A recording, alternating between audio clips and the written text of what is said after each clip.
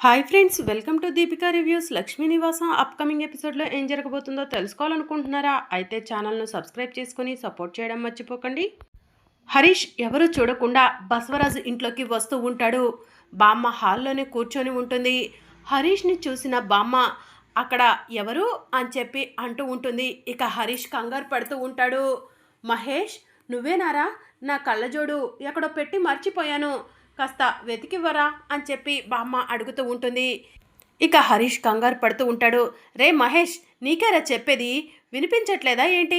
కళ్ళజోడు ఎక్కడో పెట్టి మర్చిపోయాను, వెతికి తీసుకురారా అని బామ్మ అంటూ ఉంటుంది. ఇక అప్పుడే అటుగా వెళ్తున్న తులసి హరీష్ని చూసి కంగారు పడుతూ హరీష్ దగ్గరకు వెళ్తుంది. అన్నయ్య, నేనే సమయం చూసి నీకు చెప్తా అని చెప్పాను కదా, నువ్వెందుకు ఇలా వచ్చేసావు అని చెప్పి అంటూ ఉంటుంది. కీర్తి ప్రెగ్నెంట్ అనేసరికి సంతోషం తట్టుకోలేకపోయాను తులసి, ఎలాగైనా కీర్తిని చూడాలనుకున్నాను అని చెప్పి హరీష్ అంటాడు. అయ్యో అన్నయ్య, బామ్మ నిన్ను గుర్తుపట్టేస్తుంది అని చెప్పి తులసి అంటుంది. ఆవిడ కళ్ళకు కళ్ళజోడు లేదు తులసి, ఆవిడ కళ్ళజోడు ఎక్కడో పెట్టి మర్చిపోయిందంట, నన్ను మహేష్ బావగారు అనుకొని కళ్ళజోడు ఇవ్వమని అడుగుతుంది అని చెప్పి హరీష్ చెప్తూ ఉంటాడు. అమ్మయ్య, బ్రతికిపోయాం అని చెప్పి తులసి అంటుంది. అన్నయ్య, కీర్తి వదిన పైన బెడ్రూమ్లో ఉంది, ఎవరూ చూడకుండా నువ్వు వదిన బెడ్రూమ్లోకి వెళ్ళిపో, నేను బామ్మకు కళ్ళజోడు ఇచ్చొస్తాను అని చెప్పి తులసి అంటుంది. ఇక బామ్మ తులసిని చూసి, ఏయ్ తులసి, నువ్వేనా? కళ్ళజోడు ఇవ్వమని మహేష్ని అడుగుతుంటే మహేష్ మాట కూడా మాట్లాడట్లేదు, కాస్త కళ్ళజోడు ఎక్కడుందో వెతికి పెట్టు అని చెప్పి బామ్మ అంటూ ఉంటే, సరే బామ్మ అని చెప్పి తులసి అంటుంది. ఇక కీర్తి ఒంటరిగా తన పొట్టపై చెయ్యి పెట్టుకొని ఆలోచిస్తూ ఉంటుంది. ఇక అప్పుడే హరీష్ కీర్తి రూమ్లోకి వెళ్తాడు. కీర్తి అని చెప్పి హరీష్ పిలవటంతో కీర్తి పరిగెత్తుకుంటూ హరీష్ దగ్గరకు వచ్చి హరీష్ని హగ్ చేసుకుని, ఐ లవ్ యూ హరీష్ అని చెప్పి అంటూ ఉంటుంది. I love you to baby అని చెప్పి హరీష్ చెప్తూ ఉంటాడు. బేబీ, నేను తండ్రిని కాబోతున్నానంట కదా అని హరీష్ అడుగుతూ ఉంటాడు. అవును హరీష్, నువ్వు తండ్రివి కాబోతున్నావు, నేను తల్లిని కాబోతున్నాను అని చెప్పి కీర్తి చెప్తూ ఉంటుంది. Thank you baby, thank you so much అని చెప్పి హరీష్ అంటూ ఉంటాడు. అవును హరీష్, నువ్వు ఇక్కడికి ఎలా వచ్చావు, ఇంట్లో ఎవరు నిన్ను చూడలేదా అని చెప్పి కీర్తి అడుగుతూ ఉంటుంది. చూస్తే ఏమైంది కీర్తి, మన ఇద్దరం భార్యాభర్తలమే కదా, ఇప్పుడు నీ కడుపులో నా బిడ్డ కూడా ఉంది అని చెప్పి హరీష్ అంటాడు. హరీష్, పెద్దగా మాట్లాడకు, అందరూ నాకు అబార్షన్ జరిగిందనుకుంటున్నారు, నా కడుపులో బేబీ ఉన్న విషయం ఎవరికీ తెలీదు, నాకు అబార్షన్ చేపించాలని మా నాన్న బలవంతంగా నన్ను హాస్పిటల్కు తీసుకెళ్లారు, కానీ తులసి వదినే నా కడుపులో బిడ్డని నన్ను కాపాడింది అని చెప్పి కీర్తి చెప్తూ ఉంటుంది. ఇంట్లో వాళ్ళందరి దృష్టిలో నాకు అబార్షన్ అయింది, నువ్వు తొందరపడి కంగారు పడి నిజాన్ని బయటకు చెప్పకు హరీష్ అని చెప్పి కీర్తి అంటూ ఉంటుంది. బేబీ, నువ్వు ఇక్కడ ఉండటం అంత సేఫ్ కాదు, రా బేబీ మన ఇంటికి వెళ్ళిపోదాం అని చెప్పి హరీష్ అంటాడు. హరీష్, నన్ను ఆ ఇంట్లోకి రానివ్వటానికి అత్తయ్య మావయ్య ఊరుకుంటారేమో కానీ పంపించడానికి మా నాన్న ఊరుకోరు అని చెప్పి కీర్తి అంటుంది. అయితే ఇక్కడే ఉంటావా బేబీ అని హరీష్ అడుగుతూ ఉంటాడు. డాడీకి సర్ది చెప్పి త్వరలోనే ఆ ఇంట్లో కోడలిగా నీకు భారీగా అడుగు పెడతాను హరీష్ అని చెప్పి కీర్తి చెప్తూ ఉంటుంది. బేబీ, నిన్ను వదిలి నేను ఉండలేవను బేబీ అని చెప్పి హరీష్ అంటాడు. నాకు కూడా అలానే అనిపిస్తుంది హరీష్, కానీ తప్పదు, కొన్ని రోజులు ప్లీజ్ నా కోసం అని చెప్పి కీర్తి అంటూ ఉంటుంది. సరే బేబీ అని చెప్పి హరీష్ అంటూ ఉంటాడు. బేబీ, టైంకి మెడిసిన్స్ వేసుకుంటున్నావా, ఫ్రూట్స్ బాగా తింటున్నావా అని హరీష్ అడుగుతూ ఉంటాడు. తులసి వదిన టైంకి మెడిసిన్స్ ఇస్తుంది, అలాగే ఫ్రూట్స్ జ్యూసెస్ అన్నీ కూడా దగ్గరుండి ఇస్తుంది అని చెప్పి కీర్తి చెప్తూ ఉంటుంది.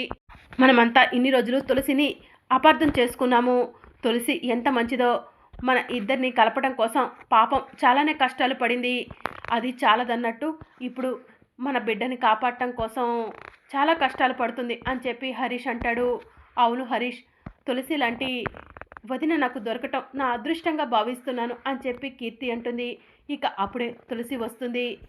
డోర్ కొడుతూ ఉంటే కీర్తి హరీష్ ఇద్దరు కూడా కంగారు పడుతూ ఉంటారు. వదిన, నేనే తులసిని, డోర్ ఓపెన్ చేయి అని తులసి అంటూ ఉంటుంది. తులసే హరీష్, వెళ్ళి డోర్ ఓపెన్ చేయి అని చెప్పి కీర్తి అంటుంది. ఇక హరీష్ వెళ్ళి డోర్ ఓపెన్ చేస్తాడు. తులసి లోపలికి వెళ్ళి డోర్ లాక్ చేస్తుంది. అన్నయ్య, నిన్ను ఎవరైనా చూసుంటే ఎంత ప్రమాదం, ఈసారి మామయ్య నుంచి నిన్ను కాపాడటం నా వల్ల అయ్యేది కాదు, లాస్ట్ టైం నువ్వు వచ్చినప్పుడు కూడా మామయ్య గన్ను తీసుకొని నిన్ను షూట్ చేయబోయాడు, మర్చిపోయావా, అలా ఎలా వచ్చావన్నయ్య, నేను చెప్తానని చెప్పాను కదా అని చెప్పి తులసి అంటూ ఉంటుంది. ఏం చేయను తులసి, నా బేబీ ప్రెగ్నెంట్ అని తెలిసేసరికి నాకు కాళ్ళు చేతులు ఆడలేదు. నా బేబీని ఎప్పుడు చూడాలా అనిపించింది. అందుకే వచ్చేసాను అని చెప్పి హరీష్ చెప్తూ ఉంటాడు. మీ ఇద్దరి మధ్య ఇంత ప్రేముండి ఇన్ని రోజులు ఎలా దూరంగా ఉండగలిగారు అని చెప్పి తులసి అంటూ ఉంటుంది. హరీషే కదా తులసి ముందు డివోర్స్ నోటీస్ పంపించింది అని చెప్పి కీర్తి అంటూ ఉంటుంది. బేబీ నేను డివోర్స్ నోటీస్ పంపించడం ఏంటి? నువ్వు కదా నాకు డివోర్స్ నోటీస్ పంపించింది అని చెప్పి హరీష్ అంటాడు. నేను పంపించలేదు హరీష్ అని చెప్పి కీర్తి చెప్తూ ఉంటుంది. ఇదిగో ఇవి చూడు, నువ్వే నాకు డివోర్స్ నోటీస్ పంపించావు అని కీర్తి డివోర్స్ నోటీస్ని హరీష్కి చూపిస్తూ ఉంటుంది. ఇది నా సంతకమే, కానీ నేను డివోర్స్ నోటీస్ మీద సంతకాలు పెట్టలేదు కీర్తి అని హరీష్ చెప్తూ ఉంటాడు. ఒక్కసారి బాగా గుర్తు చేసుకో అన్నయ్య, ఆ సమయంలో వేరే పేపర్స్ వేటి మీదైనా సంతకం పెట్టావా అని తులసి అడుగుతూ ఉంటుంది. ఇక హరీష్ డేట్ చూసి, ఆ రోజు నా స్టార్టప్ బిజినెస్ కోసం లోన్ ఇచ్చిన అతను లోన్ శాంక్షన్ అయింది, డాక్యుమెంట్ మీద సంతకం పెట్టమన్నాడు. నేను లోన్ శాంక్షన్ అయిన డాక్యుమెంట్స్ అనుకొని సంతకం పెట్టాను అని చెప్పి హరీష్ చెప్తూ ఉంటాడు. నేను వాటి మీద తప్ప ఈ డేట్లో ఎప్పుడూ కూడా ఎక్కడా సంతకం పెట్టలేదు తులసి అని హరీష్ చెప్తూ ఉంటాడు. అయితే ఆ లోన్ ఇచ్చిన అతని దగ్గరికి వెళ్ళి నిలదీ అన్నయ్య, నిజమేంటో తెలుస్తుంది అని చెప్పి తులసి అంటూ ఉంటుంది. సరే తులసి, ఇప్పుడే అక్కడికి వెళ్తాను. వాడు ఆ రోజు నాతో ఏ డాక్యుమెంట్ మీద సైన్ చేయించుకున్నాడో నిలదీస్తాను. నిజమేంటో బయటికి రాబడతాను. నేను నా బేబీని ఎందుకు వదులుకోవాలనుకుంటాను? మేమిద్దరం ప్రేమించి పెళ్లి చేసుకున్నాము. నా బేబీ ఇంత ఆస్తి ఉన్నా కూడా ఈ ఆస్తిని కాదనుకొని నా కోసం వచ్చింది. అలాంటి నా బేబీని నేను వదులుకోవాలని ఎలా అనుకుంటాను? అసలు ఏం జరిగిందో తెలుసుకుంటాను. నిజాలేంటో నీ కళ్ళ ముందు పెడతాను కీర్తి అని చెప్పి హరీష్ చెప్తూ ఉంటాడు.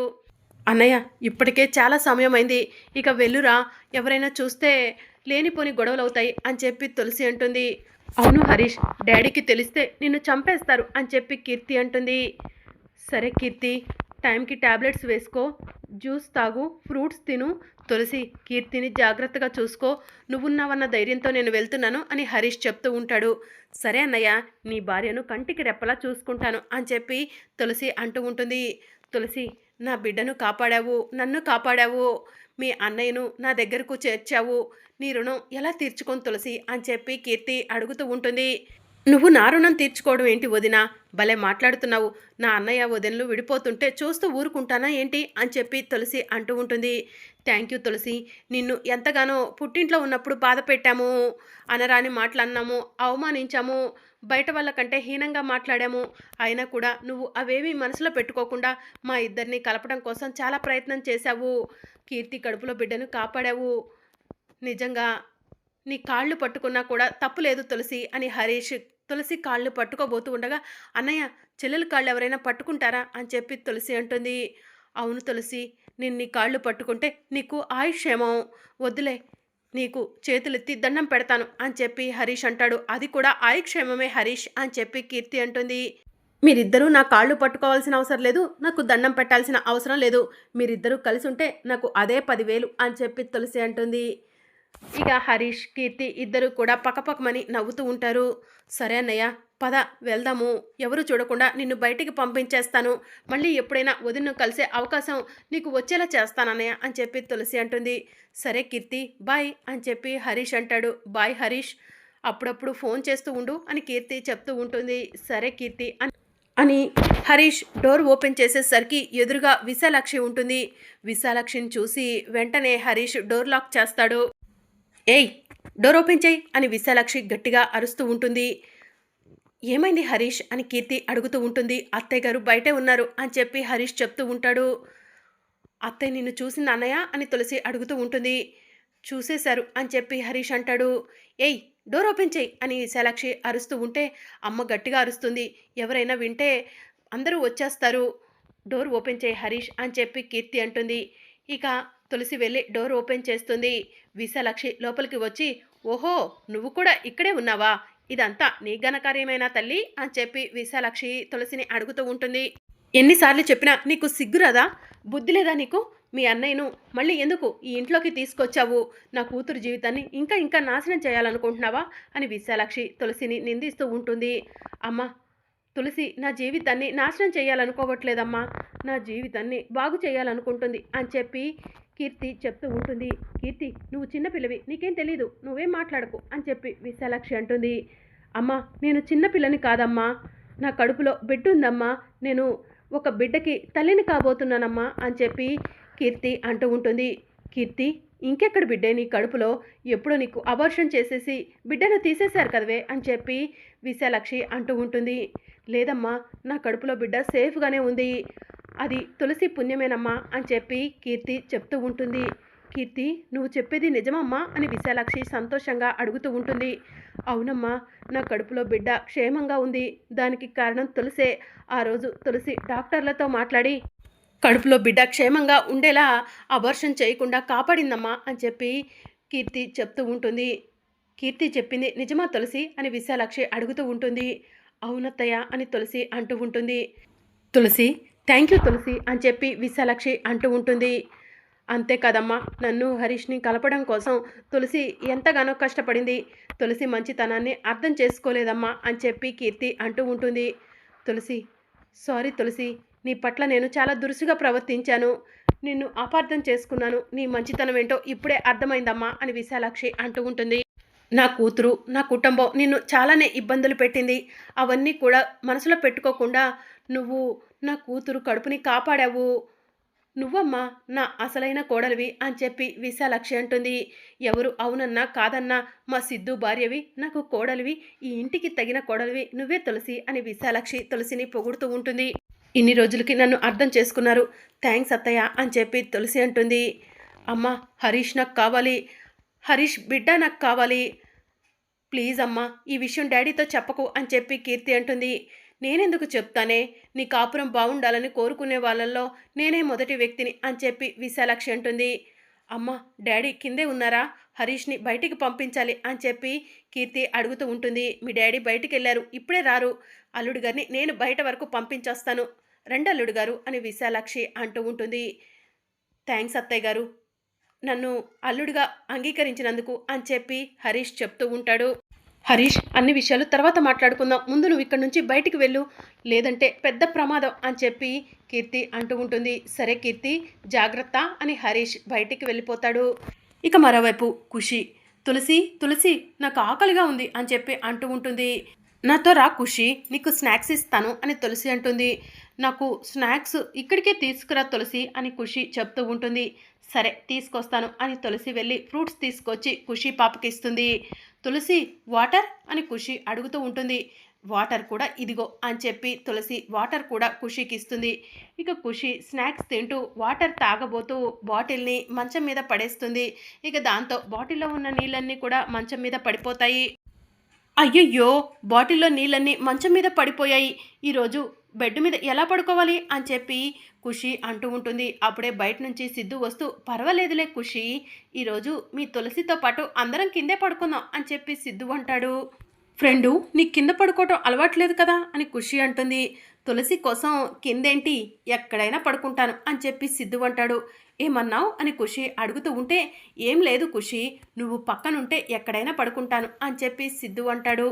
సరే ఫ్రెండు, తులసి వచ్చేసరికి మనం ఇక్కడ మ్యాట్లు వేసుకుందాము, పడుకుందాము, లేదంటే తులసి మనల్ని తిట్టేస్తుంది నీళ్లు పారబోసినందుకు అని చెప్పి ఖుషి అంటుంది. సరే ఖుషి అని చెప్పి సిద్ధు ఖుషి ఇద్దరు కలిసి కింద మ్యాట్లు వేస్తూ ఉంటారు. అప్పుడే తులసి వచ్చి, ఏంటి మీరు బెడ్లు కింద సర్దుకుంటున్నారు అని చెప్పి అడుగుతూ ఉంటుంది. తులసి, బెడ్ మీద వాటర్ పోయాయి అందుకే అని చెప్పి ఖుషి చెప్తూ ఉంటుంది. సరే రండి అందరం కింద పడుకుందాం అని చెప్పి తులసి అంటుంది. ఇక తులసి, ఖుషి, సిద్ధు ముగ్గురు కలిసి కింద పడుకుంటారు. ఇక మధ్యరాత్రిలో ఖుషి నిద్ర పట్టట్లేదు అని చెప్పి లేచి బెడ్ మీదకు వెళ్ళిపోతుంది. ఇక సిద్ధు మెల్లగా బొర్లుకుంటూ తులసి దగ్గరకు వచ్చేస్తాడు. ఇక తులసి నిద్దట్లో పక్కన ఉంది ఖుషి అనుకొని సిద్ధుకి మొద్దు పెట్టేస్తుంది. తర్వాత సిద్ధుని దగ్గరికి తీసుకొని తల నిమురుతూ మెల్లగా కళ్ళు తెరిచేసరికి ఎదురుగా సిద్ధు ఉంటాడు. సిద్ధుని చూసి తులసి షాక్ అయ్యి, ఏంటండి మీరు అని చెప్పి గట్టిగా అరుస్తుంది. నేనేం చేశాను తులసి అని సిద్ధు అడుగుతూ ఉంటాడు. మరి అప్కమింగ్ ఎపిసోడ్లో ఏం జరగనుందో తెలుసుకోవాలనుకుంటున్నారా? అయితే ఛానల్ను సబ్స్క్రైబ్ చేసుకొని సపోర్ట్ చేయడం మర్చిపోకండి. Thank you for watching.